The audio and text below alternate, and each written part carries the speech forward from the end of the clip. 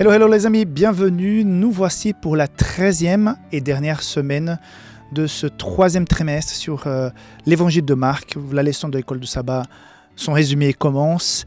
Nous sommes ravis d'avoir vécu ces quelques semaines ensemble. Sur les 10 premiers chapitres de l'évangile de Marc, nous avons vu un Jésus qui bouge, qui va, qui guérit, qui parle, qui prêche, qui va au temple, qui voyage, qui va sous la mer, qui affronte toutes sortes d'obstacles et d'ennemis. Et voici, on a un coup d'arrêt sur sa dernière semaine. Et cette semaine, nous allons donc voir les dernières heures de Jésus le dimanche, à partir de sa résurrection. Le sabbat commence, on a une journée de sabbat qui va s'écouler sans beaucoup d'informations. Tout simplement, les gens se sont reposés, comme dit le commandement.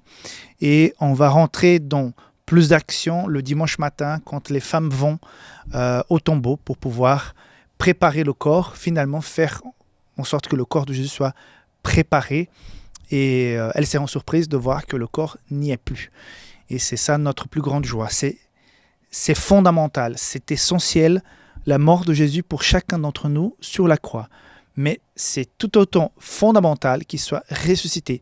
Jésus n'est plus dans le tombeau. Jésus est ressuscité. Jésus va parler à Marie de Magdala, va parler aux autres disciples, va faire des apparitions pour pouvoir expliquer et confirmer ce qu'il avait dit au départ concernant sa résurrection, va même prêcher à ces personnes et va laisser donc un legs pour que chacun, à son époque et jusqu'aujourd'hui, puisse accomplir la mission qui est celle d'aller raconter aux autres ce que Jésus a fait dans leur vie. Donc, une leçon pour clore le ministère de Jésus sur cette terre, donc ces derniers instants. C'est comme si à quelque part, nous avions, on va dire comme ça, de 5 heures du matin, du dimanche matin, jusqu'à la fin de la journée de dimanche, dans ces chapitres fin du 15 et début du 16e. On sait que dans d'autres évangiles, on va avoir plus d'informations parce que Jésus est passé plusieurs jours à apparaître et à parler. Mais là, pour l'évangile de Marc, on a un rapport par rapport à ces quelques heures du dimanche. Donc c'est très intéressant. J'espère que de ton côté, tu sois bien disposé pour affronter cette semaine. C'est encore la journée de sabbat, mais que tu aies pu te reposer, peut-être partager des bons moments aujourd'hui, ce matin à l'église, et que Dieu puisse vraiment t'accompagner. Voilà, sans trop tarder, passons donc à la leçon du sabbat. Pour ce sabbat, je voudrais relever le verset à mémoriser qui dit ceci. C'est le verset de Marc 16, les anges qui vont dire, il leur dit, ne vous épouvantez pas, vous cherchez Jésus de Nazareth qui a été crucifié. Je pourrais ajouter, n'est-ce pas? Mais il est ressuscité, il n'est point ici. Voici le lieu où on l'avait mis. Marc 16. Comme j'ai dit en introduction, s'il n'y avait pas eu la résurrection de Jésus, même Paul le dit, mais à quoi ça sert toute notre foi, notre engagement? À quoi ça sert la parole de Dieu qui est basée, oui, sur la venue du Messie, l'agneau de Dieu qui va se sacrifier, mais ce message de salut ne serait pas complet si Jésus n'était pas ressuscité. Nous avons souvent des images un peu partout d'un Jésus encore sur la croix. Or, cela ne correspond pas à la parole de Dieu. Jésus n'est plus sur la croix. Jésus est ressuscité. Et pourquoi la résurrection est si importante? Dans la prédication de l'Évangile, il est question du salut. Or, pour ceux qui ont écouté la prédication de Jésus, ils se sont pu dire, Jésus, il va me sauver, Jésus va me prendre par la main et nous allons au ciel ensemble. Ils auraient pu penser ça. Mais et ceux qui n'ont pas pu écouter le message de Jésus, tous ceux qui étaient décrits par exemple dans l'Ancien Testament, toutes ces personnes, tous ces patriarches et prophètes qui ont eu cette foi dans le Messie, mais qui sont déjà dans le repos de la mort. Quel espoir!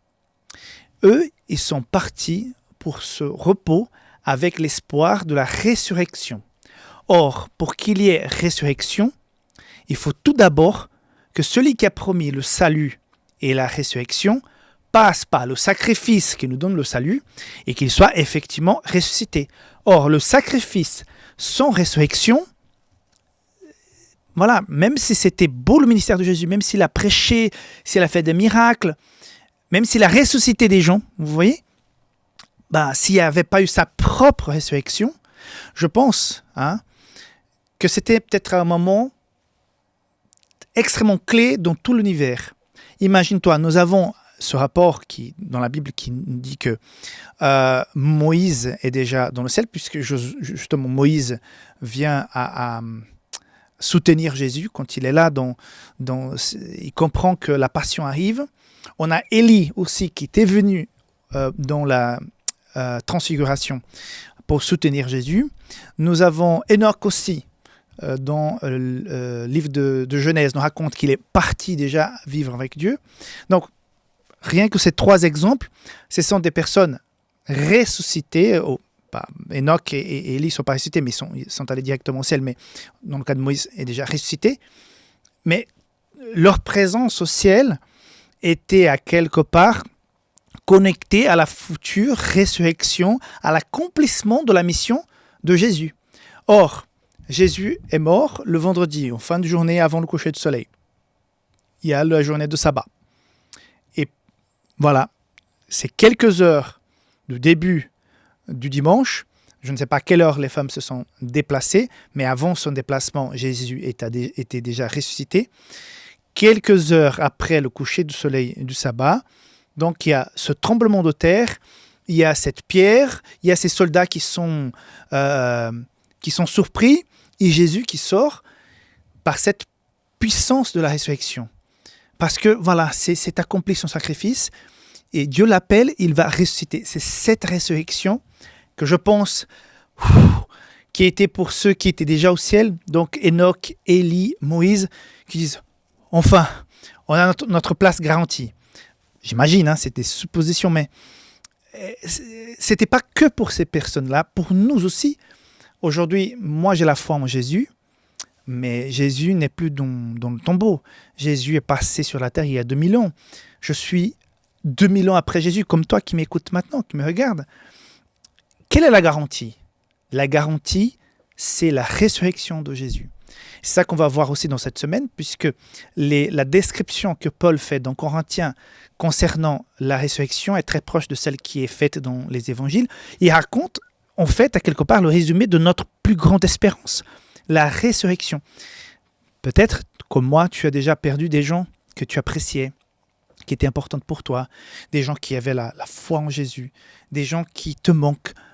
Mais qu'il est beau, qu'il est puissant de se dire « Je ne peux pas voir l'avenir, je ne peux pas juger le cœur des personnes, mais j'ai quand même le grand espoir d'un jour, si je me repose aussi dans le sommeil de la mort, de pouvoir retrouver ces personnes parce que je serai ressuscité, mais ces personnes aussi. » Ou bien si nous avons la chance de voir Jésus retourner sur cette terre, ne pas passer par cette expérience de la mort, cette première mort qui, c'est la mort, on va dire, passagère pour ceux qui ont la foi, et de pouvoir retrouver ces personnes.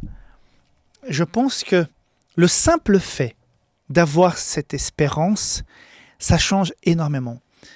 Je peux vous dire que j'ai déjà rencontré des gens qui sont attristés, traumatisés, marqués, parce qu'ils ont perdu des êtres extrêmement chers. Souvent un enfant, quelqu'un qui était vraiment important, et qu'il n'y ait point d'espoir. Que dans leur vie, dans leur croyance, dans leur non-croyance, tout simplement, ces personnes ont existé, y ont cessé d'exister, sans aucune explication, sans aucune espérance. C'est très très dur à porter.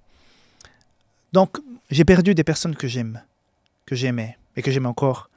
Mais de savoir que je pourrais les retrouver si je garde ma foi, si je marche avec le Seigneur, si je vais jusqu'au bout de mon engagement avec le Seigneur, et que le Seigneur, dans son jugement, parce que j'attends de rencontrer des personnes qui n'étaient pas de chrétiens extrêmement pratiquants, mais que je sais qu'il y avait la foi en Christ, et je ne peux pas juger les gens. Peut-être on peut se dire, celui qui va à l'église, celui qui est fidèle et tout, il est sauvé, machin, tout va bien. Mais comment on voit dans la parole de Dieu, on aura des surprises. Et des gens qui n'étaient pas si bons chrétiens comme nous, qui allons régulièrement à l'église, peut-être, avec leur foi, leur petite connaissance de Dieu, ils ont vécu tout ce qu'ils pouvaient concernant les connaissances qu'ils avaient et Dieu va les juger. Et cette espérance m'anime énormément de pouvoir les retrouver. Donc, c'est tout le bien que je te souhaite et que je me souhaite, que nous puissions toujours garder cette espérance parce que c'est le plus beau cadeau qu'on puisse avoir face au péché, à la mort, à la souffrance que nous avons sur cette terre. Nous allons rencontrer Jésus. Soit nous serons vivants lors de son retour, soit nous allons passer par cette expérience de sommeil de la mort, mais nous serons réveillés parce que Jésus lui-même s'est levé de la mort pour la vie éternelle. Il va ramener tous ceux qui croient en lui aussi pour la vie éternelle. Que Dieu te bénisse. Je te souhaite une très très belle semaine et on se voit demain pour la suite. Bye bye.